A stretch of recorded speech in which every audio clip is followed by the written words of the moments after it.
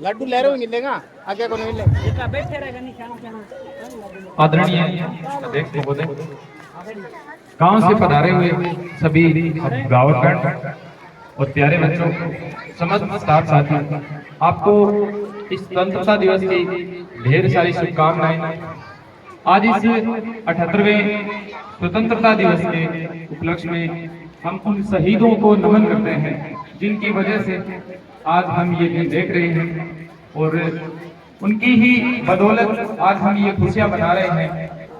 साथ में एक अपने स्थानीय विद्यालय का ही छात्र था कालू राम, थोड़े दिन पहले ही उनकी ऐसा मृत्यु हो गई, उनको भी अश्रुपूरित श्रद्धांजलि। अपने बात करते हैं विद्यालय की, तो सर्वप्रथम मैं अपने आप को गौरवान्वित महसूस कर रहा हूँ आज कि जिंदगी में पहली बार मेरे को आज स्टेज पे मुख्य अतिथि बनने का मौका मिला। जब भी मैं सामने ये कतार जो भी युवा साथी बैठे हैं वहां बैठा करता था तो सोचता था कभी मैं भी मेहनत करूंगा और मेहनत करके एक दिन मुख्य अतिथि के रूप में कहीं तो आगे आऊंगा। आज वो दिन आ गया, भले ही आज विनोद जी अनुपस्थित थे, लेकिन उनकी अनुपस्थिति में आज मेरे को देखने को मिला। जब भी मेरे माता पिता मेरे को कहा करते थे कि भाई कोई बात नहीं, तेरे फर्स्ट डिवीजन आ रही है, कोई बात नहीं, तू मेहनत कर रहा है लेकिन एक ना एक दिन कामयाब हो जाएगा। जब बीएड की थी, जो भी युवा साथी बैठे हैं उनको बताना चाहूंगा कि मैंने बीएड की थी, तो बीएड के बाद में क्या है कि रीट का एग्जाम दिया था, जब आरटेट था, आरटेट पास हो गया था लेकिन थर्ड ग्रेड का पास नहीं हुआ था।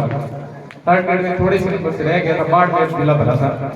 उसके बाद में सेकंड ग्रेड का एग्जाम दिया, तो सेकंड ग्रेड में आसपास ही नहीं लगा था, एग्जाम दिया था तो आसपास नहीं लगा। मान लो ये कि कंपटीशन से बहुत बार था। उस दिन जज्बा लिया था कि घर पे तभी जाऊंगा जब मेरा अच्छा सा सिलेक्शन हो जाएगा, अच्छे तरीके से सिलेक्शन हो जाएगा। और तब से मैंने घर छोड़ा था और घर नोहर में ही एक हॉस्टल में रह के तैयारी की थी। उसके बाद में मैं घर पे जाता था दिन में, जैसे खाना खाने के लिए, शाम को खाना खाने के लिए जाता था। रास्ते में यही सोचता था कि एक दिन ऐसा आएगा जिस दिन ये जो मैं सपना देखता हूँ उस सपने को पूरा करूंगा। और जिस दिन एग्जाम हुआ था उस दिन सबसे पहले मैंने मेरी मम्मी को फोन किया था और कहा था कि अब चिंता मत करना, मेरा सिलेक्शन हो जाएगा। ऐसा जज्बा इन युवा साथियों को इस वजह से दे रहा हूँ क्योंकि अभी थोड़ी देर पहले एक नशा मुक्ति का कार्यक्रम किया गया था। भले ही ये नशे मुक्ति के कार्यक्रम हर 15 अगस्त 26 जनवरी पे होते हैं, भले ही ये कार्यक्रम हर एक सांस्कृतिक कार्यक्रम में संदेश दिया जाता है, लेकिन जब भी बात करते हैं नशा मुक्ति की तो सिर्फ ये कार्यक्रमों में और बातों में रह जाते हैं। 2-3 दिन पहले की बात है कि हम नोहर में बातें कर रहे थे कि उस गांव में तो वो फलाना आदमी है पीने लग गया। समझ रहे हो मेरी बात को कि फलाना आदमी पीने लग गया। तो जो पास बैठा एक दोस्त था कि उसने कहा था कि वो फलाना आदमी पीने नहीं लग गया। उसमें 3 व्यक्ति ऐसे हैं जो नहीं पीते, नहीं नशा करते, बाकी सारे नशा करते। देखो ऐसी हालत है अपने गाँव में। आप जब सभी युवा साथी बैठे हैं, अपने जो अभिभावक बैठे हैं, उनको मैं ये संदेश देना चाहता हूँ कि अपने जो बच्चे हैं उन बच्चों को सही शिक्षा दो और सही शिक्षा के साथ साथ में उनका ध्यान रखो कि कैसे वो उनका चाल चलन है, कैसे वो मोबाइल चलाते हैं, उनकी संगति क्या है। संगति से ही ये नशा फैल रहा है। और अपने बात करें तो सिर्फ शराब की नहीं है, नशे में बात सिर्फ शराब की नहीं है, नशा बहुत प्रकार का अपने गांवों में फैल चुका है। अगर आप युवा साथी इसको अगर 2-4 बच्चे या अगर 2-4 युवा लोग हैं वो भी आज मेरी बात से प्रेरित होकर अगर कुछ मुहिम चलाएंगे, अगर अपने आप में ही बदलने की कोशिश करेंगे, ऐसे नहीं है कि दूसरों को बदलेंगे, अपने खुद को ही बदलने की कोशिश करेंगे, तो मैं धन्य समझूंगा कि आज मैंने कुछ आपको संदेश दिया था वो आप तक पहुंचा है। अब बात करते हैं अपने स्कूल की। पहले ये माना जाता था, मैंने सुना था जब मैं 10वीं 12वीं में पढ़ता था कि टीडिया सर है वो नोहर का लास्ट गांव है। इस साल जब रिजल्ट आया तो रिजल्ट में सरकारी स्कूलों में अपना विद्यालय टॉप पे था 10वीं क्लास में। जोरदार तालियां उस पूजा के लिए, पूजा डालू नाम की बच्ची है उसके लिए जोरदार तालियां। सभी स्टाफ साथी, सभी गांव वाले बधाई के पात्र हैं कि 10वीं क्लास में उसने 97.50% अंक लेके और उसके साथ साथ में उसने गणित में 100 में से 100 के लिए थे। जब हम पढ़ा करते थे, ये बहुत ज्यादा जोक भी करते हैं लोग, जोक मारते हैं कि इतने नंबरों में से तो 3 बच्चे पास हो जाते। 12वीं क्लास की छात्रा पुष्पा सुपुत्री सूर्य प्रकाश, उन्होंने 93.60% अंक प्राप्त करके 12वीं क्लास में टॉप किया। पहले ये हुआ करता था कि बच्चे पास होने के लिए जद्दोजहद करते थे, फर्स्ट डिवीजन लाने के लिए जद्दोजहद करते थे। अब जमाना बदल गया है। अब जमाना देखता है कि इनके नंबर कितने बने हैं, ऐसे नहीं देखता है कि लास्ट में कितने बने हैं, ये देखते हैं कि टॉप किसने किया है। हम उस प्रतियोगिता में जी रहे हैं जिस प्रतियोगिता में जो फेल हो गए, जिनके कम नंबर आए, उनको कोई नहीं पूछता। जो टॉप किया है, जिन्होंने सबसे ज्यादा अंक लिए हैं, उनको पूछता है कोई। तो ये उन युवा साथियों के लिए, ये उन बच्चे बच्चियों के लिए एक संदेश है कि आप टॉप करने की कोशिश करो। हर कोई टॉप कर सकता है, ये कर सकते हैं तो आप सब लोग भी टॉप कर सकते हो। ये जो शिक्षा का माहौल है, ये शिक्षा का माहौल आपको बहुत आगे लेके जाएगा। जो मैं आपके सामने आज बोल रहा हूँ, ये शिक्षा की ही बदौलत है। और कोई ऐसा नहीं है कि घर वाले ज्यादा पैसे वाले थे या फिर घर वाले ज्यादा इज्जत ज्यादा, या फिर कह सकते हैं कि ज्यादा उनका नाम था। ये शिक्षा की बदौलत ये है कि आज आपको मैं यहाँ मोटिवेट कर रहा हूँ, या फिर कह सकते हैं कि आज मैं आपको यहाँ संबोधित कर रहा हूँ। अब बात करते हैं विद्यालय में। तो विद्यालय की जो एक छात्रा थी आईना, एक सिलोचना, एक उजाला और एक इसी क्षेत्र की छात्रा सुप्रिया, उन चारों का बीएसटीसी में सिलेक्शन हो गया है। अभी थोड़े दिन बाद में छोटी सी उम्र में वो अध्यापिकाएं बन जाएगी। जोरदार तालियां उनके लिए भी। अभी थोड़ी देर पहले मोनिका सुपुत्री चुन्नीलाल जी गड्डास और अनीता सुपुत्री रमेश कुमार जी शर्मा, उनको विद्यालय में अच्छे नंबर लाने की एवज में राज्य सरकार द्वारा स्कूटी दी गई है। 1.25 लाख रुपए की स्कूटी है। उनको भी बहुत बहुत बधाई, सभी स्टाफ साथियों को साधुवाद। अभी थोड़े दिन पहले टैबलेट वितरण योजना थी, 2020, 21, 22, 23 की लिस्ट आई थी। और जब भी कोई राज्य सरकार द्वारा कोई योजना चलाई जाती है, राज्य सरकार द्वारा कोई विद्यालयों में सहयोग की कोई भी छात्रवृत्ति दी जाती है, तो सदैव ये TDSL का स्कूल है, ये अव्वल रहता है। 18 से 20 छात्र छात्राएं थी जिनको छोटा लैपटॉप मान सकते हो, जिसको टैबलेट के लिए नामित हुए थे। अभी थोड़े दिन बाद में कार्यक्रम होगा बड़ा, तहसील स्तर पर या फिर जिला स्तर पर उन बच्चों को टैबलेट मिलेगी। टैबलेट का मतलब ये नहीं है कि गोली मिलेगी उनको, टैबलेट का मतलब छोटे कंप्यूटर या छोटे लैपटॉप मिलेंगे उनको। अभी जो 12वीं का और जो 10वीं का रिजल्ट आया था, उसमें जो रेखा थी, एक तो लड़की, एक गायत्री थी और एक पुष्पा। इनके पुष्पा के हिंदी में 100 में से 100 आए। पहले जमाना था जब पास होने की जद्दोजहद करते थे हम, तो भाई सारे स्टाफ साथी ये कोशिश करते हैं कि पूरे में से पूरे लेके आओ, और इन बच्चियों ने पूरे में से पूरे लेके दिखाए।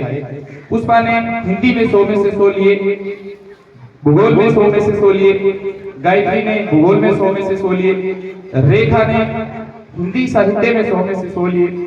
और कक्षा 12 में 47 बच्चे थे। अपनी बार 47 में से 35 बच्चों के हिंदी साहित्य में 90% से ऊपर है। जिस हिंदी साहित्य में जब भी बात करते थे कि हिंदी साहित्य तो लैंग्वेज है, उसमें कोई नंबर नहीं देता। हिंदी साहित्य है उसमें तो कि पास हो जाते हैं लेकिन नंबर नहीं आ सकते हिंदी साहित्य। आप लोगों को बताना चाहता हूं कि 47 में से 35 बच्चे थे, उनके 90% से ऊपर आए और 2 बच्चियों के 100 में से 100 आए हिंदी साहित्य में। अब बात करें 10वीं क्लास की, तो 10वीं क्लास में पूजा है, रवीना है, भगवती है, एक लड़का था, उनके 90% से ऊपर आए। 90% से ऊपर आना अपने आप में बहुत गौरवान्वित पल होता है। जो एक स्नेहा है, एक अमित है, इन बच्चों के 90% से ऊपर आए। आपको भी बहुत बहुत साधुवाद, बहुत बहुत बधाइयां, आप बहुत आगे जाओगे। जो बच्ची पूजा है उनके गणित में भी 100 में से 100 आए। अब अपने विद्यालय के जो कुछ जरूरतें हैं, हमारी कोशिश ये रहती है कि हम परीक्षा परिणाम है वो 100% दें। हमारी कोशिश ये रहती है कि हम कक्षा में ब्लैक बोर्ड पे, जिसको श्यामपट बोला जाता है, उस पर ज्यादा से ज्यादा मेहनत करें। और सभी अभिभावकगण आए हैं, उनसे ये उम्मीद रखते हैं कि आप विद्यालय में सहयोग 100% करो। हम यहाँ कक्षा में ब्लैक बोर्ड पर मेहनत 100% करने की कोशिश करते हैं। आप सभी अभिभावकगणों से ये उम्मीद करते हैं कि आप यहाँ विद्यालय में सहयोग 100% करो। विद्यालय में जैसे अभी क्या है कि इस साल बहुत ज्यादा पेड़ लगाए गए। अब की बार गर्मी रिकॉर्ड तोड़ पड़ी थी, ठीक है, और घर पे तो अपने क्या है कि पंखों में या फिर कूलर के नीचे या फिर कईयों ने तो क्या है कि एसी भी गांव में लगा रखी है, ठीक है। यहाँ बच्चे आते हैं, सामान्य परिवार से आते हैं, इतने हाई फाई परिवार से नहीं आते हैं। और लाइट तो पता ही है गाँव में बहुत कम रहती है, बहुत समस्या रहती है लाइट की। पहले तो ये कहते थे कि 2 घंटे लाइट चली गई है, वैसे सोचते हैं कई बार तो दिन में कितनी आई कि 1 घंटे आई, कितनी आई कि 2 घंटे आई। और इस उमस भरे माहौल में, इस लू भरे माहौल में बच्चे बिलबिलाते रहते हैं।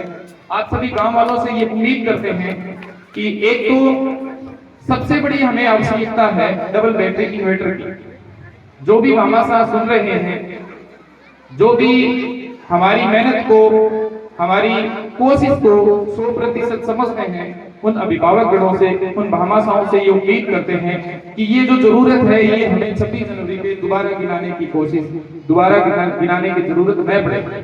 इसी साल ही अभी उम्मीद करते हैं कि आप डबल बैटरी का एक इन्वर्टर में सहयोग स्वरूप देंगे।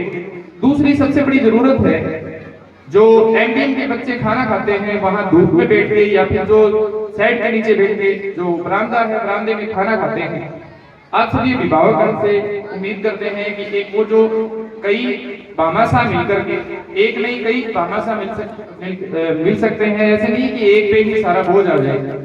सभी भामाशाह मिलकर कोशिश करो कि एक तो वो सेट बन जाए, 3 सेट बन जाए। तो क्या है कि बच्चे वहां खाना खाते हैं तो कई बार बारिश आ जाती है, कई बार लू चलती है, कई बार आंधी आ जाती है, तो बच्चों की प्लेट, बच्चों की प्लेटें हैं वो रेत से भर जाती है। धूप आती है, बारिश आती है, तो बारिश में बच्चे इधर उधर चलते हैं, भागते हैं, बारिश आती है। तो उम्मीद करते हैं कि ये सेट भी आप इसी प्रोग्राम के जस्ट बाद में देने की घोषणा करेंगे।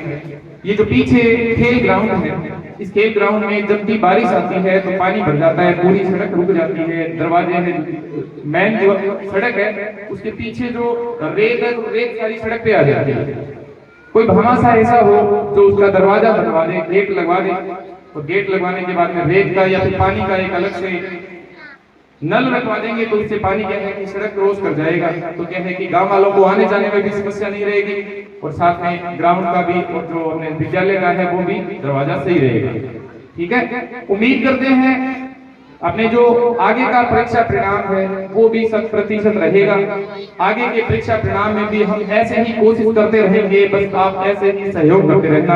आप सभी गांव के प्रबुद्ध जन, युवा लोग यहाँ पधारे, ये जो कार्यक्रम चल रहा है इसमें सहयोग कर रहे हैं, आपका बहुत बहुत धन्यवाद। आगे भी उम्मीद करते हैं कि आगे भी आप ऐसे ही सहयोग करते रहेंगे। जो हम आपसे सहयोग की अपेक्षा करते हैं, उम्मीद करते हैं आप हमारी उम्मीदों पर 100% खरे उतरोगे। अभी कार्यक्रम और है, ठीक है, धन्यवाद।